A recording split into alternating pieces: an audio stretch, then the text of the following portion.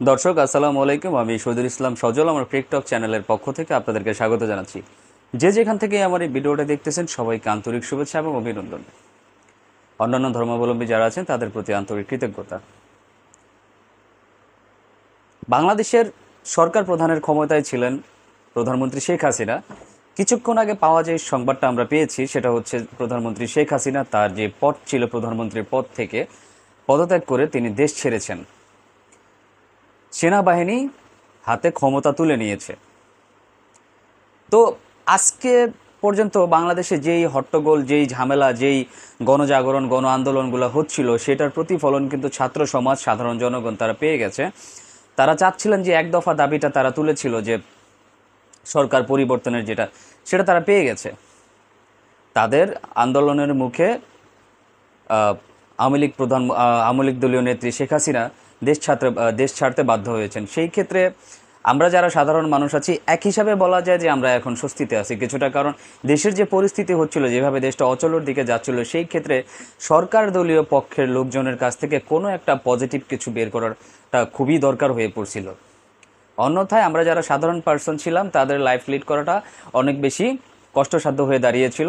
যে কারণে আমি বলবো আপাত দৃষ্টিতে আওয়ামী লীগ নেত্রী শেখ হাসিনা যে সিদ্ধান্তটা নিয়েছেন সেটা প্রচুর যুক্তিযুক্ত হয়েছে। তবে কথা হচ্ছে তিনি চলে যাওয়ার পরবর্তী যে স্টেপগুলো, সেই স্টেপগুলো কী হবে, সেই পদক্ষেপগুলো কী হবে আমাদের এই দেশটাকে পরবর্তীতে সুন্দর একটা বাংলাদেশে কনভার্ট করার জন্য, সুন্দরভাবে পরিচালনা করার জন্য যেই কার্যকলাপগুলো করতে হবে সেটা সেনাবাহিনী করতে পারবে কি না।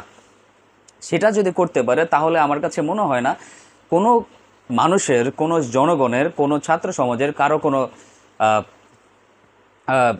কোনো মানে কি বলবো এটাকে অগ্রাহ্যতা থাকবে বলে আমার কাছে মনে হয় না।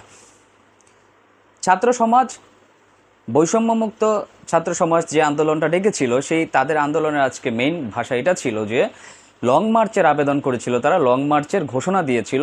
সারা দেশ থেকে যত ছাত্র সমাজ আছেন, যত সাধারণ জনগণ আছেন, সবাইকে বলা হয়েছিল যে একটা নির্দিষ্ট স্থানে আসার জন্য, সরকার বিরোধী আন্দোলনে তাদেরকে নামার জন্য ডাকা হয়েছে। সেই লং মার্চটা এত বিশাল একটা আকৃতি ধারণ করেছে কারণ তাদেরকে প্রতিরোধ করা কোনোভাবেই সরকারের পক্ষে সম্ভব ছিল না। সাধারণ জনগণ যখন চাচ্ছিলেন যে সরকার হটে যাক, সরকার চলে যাক, সেই সময় শেখ হাসিনা যে সিদ্ধান্তটা নিয়েছেন সেটা যুক্তিযুক্ত হয়েছে। আমি মনে করি আমার পার্সোনাল জায়গা থেকে সেটা যুক্তিযুক্ত হয়েছে। নয়তো বা দেশটা যেভাবে অচল হয়ে যাচ্ছিল, সার্বিকভাবে মানুষ তাদের দৈনন্দিন কার্যকলাপ, দৈনন্দিন রোজগারের যে রাস্তা, সেই রাস্তাগুলো যখন বন্ধ হয়ে যাচ্ছিল, সেই সময় যে সিদ্ধান্তটা এসেছে সেটা খুবই ভালো হয়েছে। আমরা যারা আছি, যারা কোনো রকমের রাজনৈতিক সংগঠনের সাথে জড়িত না, যারা নিজেদের ইনকামের জন্য নিজেদের উপর ডিপেন্ডেন্ট সম্পূর্ণভাবে, অন্তত পক্ষে আমাদের মতো সাধারণ মানুষের জন্য এই সিদ্ধান্তটা খুবই ভালো হয়েছে।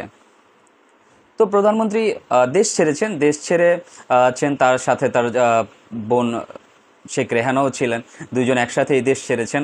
সেনাবাহিনীর প্রধান উনি শাসন ক্ষমতা হাতে তুলে নিয়েছেন। কিছুক্ষণ আগে জাতির উদ্দেশ্যে উনি যে ভাষণটা দিয়েছেন, সেই ভাষণটায় এই কথাগুলো বলা হয়েছে যে দেশের শাসনের দায়িত্বভার এখন সেনাবাহিনীর উপরে। সকল ছাত্র সমাজ, সকল সাধারণ জনগণকে ঘরে ফিরে যাওয়ার জন্য তিনি অনুরোধ করেছেন এবং তিনি এই কথাও বলেছেন রাষ্ট্রপতির সাথে বসে অন্তর্বর্তীকালীন সরকার সম্পর্কে একটা সিদ্ধান্ত নেওয়া হবে। পরবর্তীতে যে একটা সিদ্ধান্ত আসবে, হয়তোবা দেশটাকে সুন্দরভাবে গুছানোর পরে সেনাবাহিনী হয়তোবা পরবর্তীতে একটা নির্দেশনা দিবেন, বা কোনো নির্বাচন নতুন করে হবে কিনা সেই ব্যাপারেও আমরা পরবর্তীতে জানতে পারবো। তো এখনো পর্যন্ত নিউজ এটাই ছিল দর্শক, যে প্রধানমন্ত্রী দেশ ছেড়েছেন। তার যে পদ ছিল সেই পদ থেকে, মানে প্রধানমন্ত্রীর যে পদটা ছিল, এখন তাকে প্রধানমন্ত্রী আর বলা যাবে না। তো আওয়ামী লীগ দলীয় নেত্রী শেখ হাসিনা তিনি দেশ ছেড়েছেন তার প্রধানমন্ত্রীর পদ ত্যাগ করে।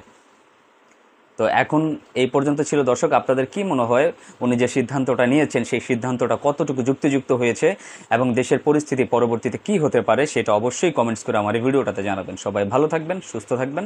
আসসালামু আলাইকুম।